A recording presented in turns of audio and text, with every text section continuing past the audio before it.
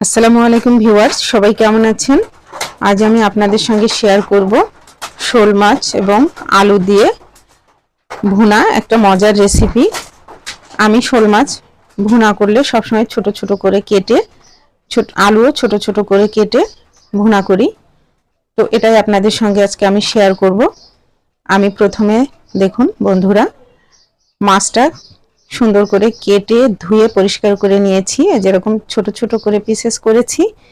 আমার মাছটা একটু ডিমও হয়েছিল, ডিমটাও খেতে অনেক মজা হয়। আর এই যে আলুটা এভাবে ছোট ছোট করে কেটে নিয়েছি। নিয়ে এখন প্রথমে আমি আলুতে একটু হলুদ লবণ মাখিয়ে আমি ওটাকে একটু ভেজে নিব। তো কড়াইয়ে আমি তেল গরম বসিয়ে দিলাম। তেলটা আমার গরম হয়ে গেলে তখন আমি এর মধ্যে আলু দিয়ে দিব। আলুটা একটু হালকা ভেজে নেব, খুব বেশি কড়া করে ভাজার দরকার নাই, একটু হালকা ভেজে নিলেই ভালো লাগবে খেতে। আমি সুন্দর মতো নেড়ে চেড়ে আলুটা এবার তুলে নিলাম। দেখুন বন্ধুরা, এরকম কালারটা এসছে। এখন ওই কড়াইয়ে আমি আরেকটু তেল অ্যাড করলাম, করে তার মধ্যে বেশ খানিকটা পেঁয়াজ কুচি দিয়ে দিলাম, তার সঙ্গে লবণ অ্যাড করলাম। করে পেঁয়াজটা যখন একটু নরম হয়ে আসবে তার মধ্যে আমি এক এক করে মশলা এবার অ্যাড করব। প্রথমে দিয়ে দিলাম রসুন বাটা 1 চা চামচ, আদা বাটা 1/2 চা চামচ, আর পেঁয়াজ দিলাম আরও একটু 1 টেবিল চামচ বাটা পেঁয়াজ, হলুদ গুঁড়া 1/2 চা চামচ, 1 চা চামচ মরিচ গুঁড়া, 1/2 চা চামচ ধনে গুঁড়া দিয়ে আমি মশলাটা ভালো করে কষিয়ে নিব। একটু পানি দিয়ে আবার কষাবো।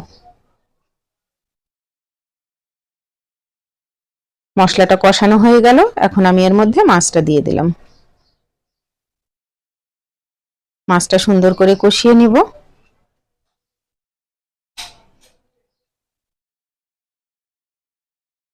বেশ সময় নিয়ে কষাতে হবে, তাহলে তরকারিটা খেতে ভালো হবে। মাছটা কষানো হলে এ পর্যায়ে আমি আলুগুলাও দিয়ে দিলাম, দিয়ে একটু কষিয়ে নেব। তারপরে আমি এর মধ্যে গরম পানি অ্যাড করলাম। যখনই কষানো হয়ে গেল আমি গরম পানি অ্যাড করলাম। অবশ্যই যে কোনো রান্নায় আপনারা গরম পানি অ্যাড করবেন, তাহলে খাবারটা সুস্বাদু হয়। আমি মাছের ডিমটাও এর মধ্যে দিয়ে দিলাম। এখন আগে দেইনি, কারণ নাড়াচাড়া করলে ভেঙে গুঁড়ো হয়ে যেত, তাই ঝোলটা যখন ফুটে এসছে তার উপরে আমি মাছের ডিমটা দিয়ে দিলাম। 2টা কাঁচামরিচ ফালি দিয়ে আবার ঢাকা দিয়ে রান্না করব যতক্ষণ না রান্নাটা আমার কমপ্লিট হচ্ছে। তো দেখুন বন্ধুরা, আমার রান্না অলমোস্ট ডান। আমি এখন এটা ঢেকে 5 মিনিট দমে রাখবো, পরে যে সার্ভ করে নিলাম। তো দেখুন বন্ধুরা, আমার রান্নাটা অনেক টেস্টি, অনেক মজা হয়েছে, দেখতেও অসাধারণ। তো আমার এই রেসিপি যদি আপনাদের ভালো লাগে অবশ্যই লাইক কমেন্ট শেয়ার করে দিবেন। ফেসবুকে দেখলে ফলো, ইউটিউবে সাবস্ক্রাইব করে আমার পাশে থাকবেন বন্ধুরা। আজকের মতো এখানে, আল্লাহ হাফেজ, আসসালামু আলাইকুম।